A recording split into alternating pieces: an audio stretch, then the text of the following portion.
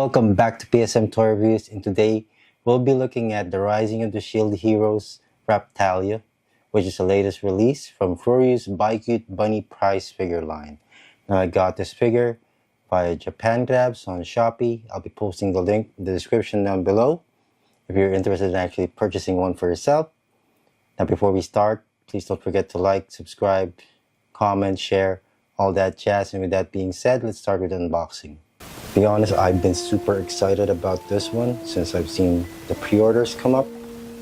And I see here, at the front of the box, you got a shot of the product.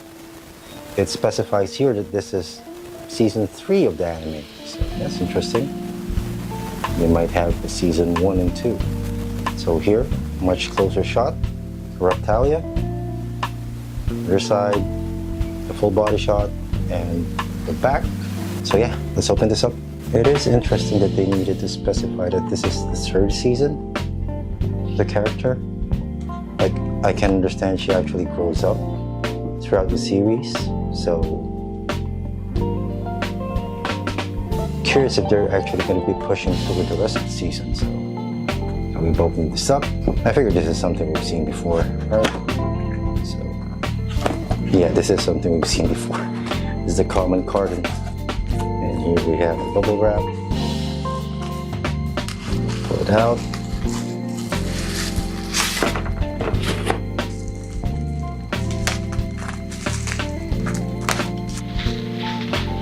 Now this is an interesting bit.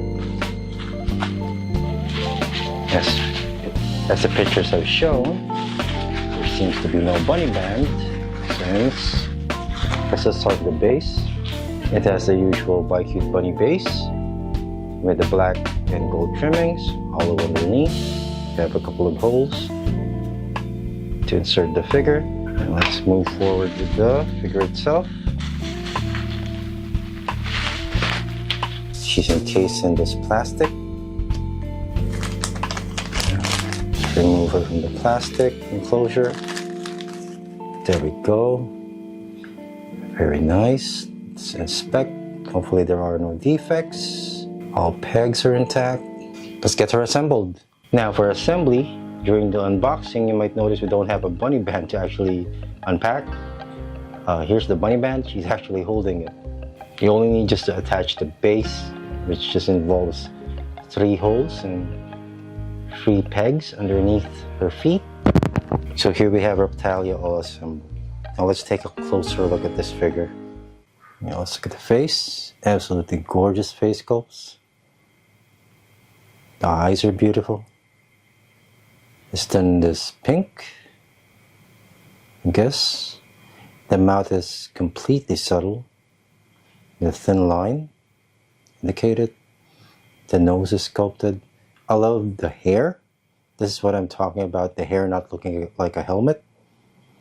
There are a lot of details on it. Like I love the shadows that it makes. There's a lot of depth to it. And let's look at the top, the ears. By the way, the hair is done in this brown. I think they specified that it's from the 3rd season of the series. Throughout the series, Raphtalia's hair, or her color, when it comes to the hair, completely changes. I think I can see frames with similar colors. I've been trying to look at images and trying to rewatch the series to see what color her hair is. Some cases the hair is actually orange, some are brown. I think they chose this one just to be right in the middle. So there are separations when it comes to their hair that would indicate layers. Head over to the back. There is slight shading. There are darker shades here. Going to the bottom, there is shading, a much darker brown. Going to the tips, moving to the tail, same motif, heavy shading up to the tip of the tail. Let's go back to the top. Like you might notice, for a bunny girl, she doesn't have a bunny band. She's actually holding it. Like I did mention in the Nagato review, that I wish they would do more of these bunnies with accessories, and I guess hers is actually her bunny band this might be the second case where we have a BiCute Bunny that's holding an accessory. So I'm glad they are fully self-aware of how ridiculous it would look if she's actually having these actual ears and a bunny band on top of it. So I think that's a good decision on their part. Like moving down to the other twin tail here on the right side, or both sides of the twin tail, they have this gold. I don't know what this is called. Gold bands, almost at the tip of her hair. The body band is done this glossy black, which is actually similar to the paint used for the bodysuit. On the side of her arms, we have this half garter where we have a band of black, similar paint to the bodysuit, and white for the frills underneath. Now continuing with the motif of being self-aware, she doesn't have a bunny tail. Okay, so is this even still a bunny girl at this point?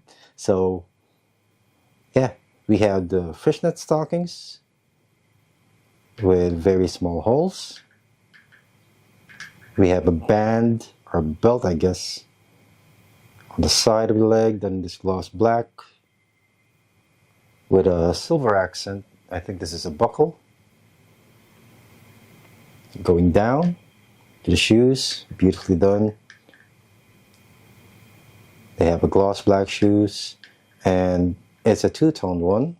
So underneath we have this maroon underneath the shoe. Very nice.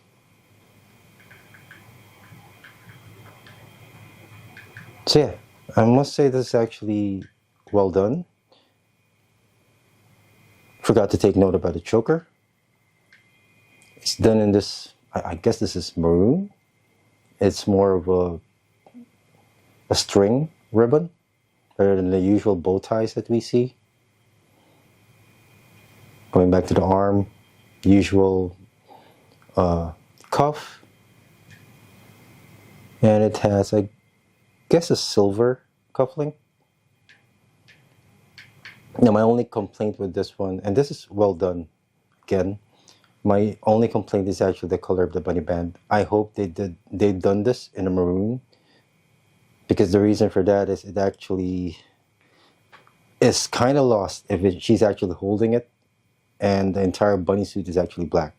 So you barely notice it unless you look at it from other sides or from other angles. So I wish they'd used this color for the bunny band. That would have made it much more visible when she was actually holding it, and it wouldn't actually destroy the entire motif of the color scheme that they're actually going for. I think that would have enhanced it. So let's head over to the final thoughts. For final thoughts, we start with the negatives. Right off the bat, my main complaint is actually just the bunny band. It gets lost in the design. My other complaint with this one, it's not necessarily a complaint, it's something that I feel should have a consistency. Like I said, during the anime, the hair color, if I'm going to be honest with you guys, I can't really actually tell if the hair color is actually accurate, as I've seen so many different versions. So in terms of what they use for this one, if you're looking for accuracy, this might not be it. That's basically the amount of negatives that I have for this one. And everything about it is just nitpicking. Now for positives, there's a lot to talk about this. I was super excited when I actually saw this. I like the promo shots, and I was hoping I would get the same amount of joy when I actually get her in front of me and be able to review her. And I must say I'm not disappointed at all.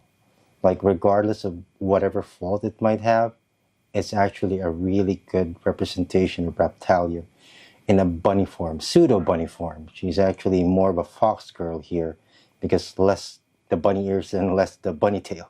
So this is just Raphtalia wearing some risque fashion. So if you're into it, I highly recommend her. As far as BiCute Bunny goes, this might be my favorite one. Now in terms of height, I was actually surprised that she's actually much smaller than what I imagined. So here she is with the albedo BiCute Bunny. So I kind of figured that she would be taller, considering how huge the box that she actually arrived in compared to the albedo. But once again, I am not disappointed with what I got. I highly recommend this one. We are sorely lacking Rise of the Shield Hero representation on our shelves, I guess. So if at this point you still don't have the fraying quarter scale Raphtalia, this is actually a good alternative as a Raphtalia representation on your shelf. So good on FuRyu for giving us a good Raphtalia in bunny form. So with that being said, once again, thank you for joining us for another PSM toy review.